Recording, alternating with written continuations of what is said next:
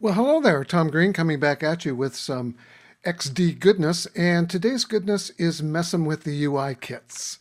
The UI kits are fully editable, which means that you can really do some interesting things with them rather than slam them into the tops and bottoms of your screens.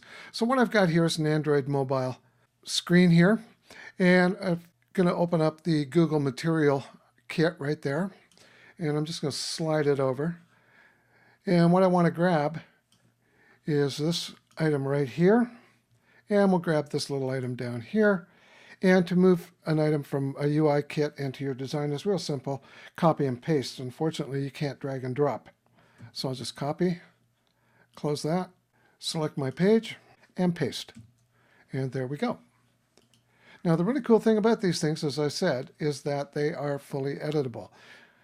So you can select each piece, as you can see.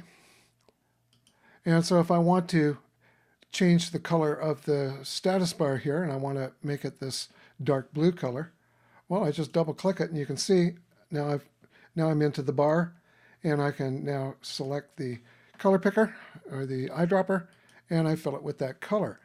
And then because the icons inside it are also vector images, I can fill them with different colors as well. So I'll just select each one and fill it with white. Now this one's grouped. You can see that right here because it's not on the properties panel. So I'm just going to go up to Object, Ungroup, and suddenly I got a fill color, which is good, and I can make that white. And of course I got this text here, so I'll make the text white as well. So as you can see, it's all fully editable. Now these things down here, I can change it to another color. So I'm just going to select the medium blue here. And then I can just select the text, fill it with white. And the hamburger menu, I just got to get into it. And sometimes these things are a little difficult to get at, so you just have to sort of go into the layers and try and find them. And that's the nav bar right there. And we'll just set the path right there, and we'll fill it with white. And there we go.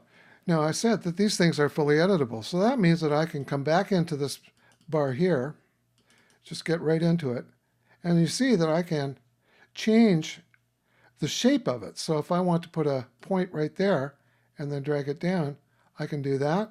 And if I double click it, I get that. Okay, so you get that nice curve.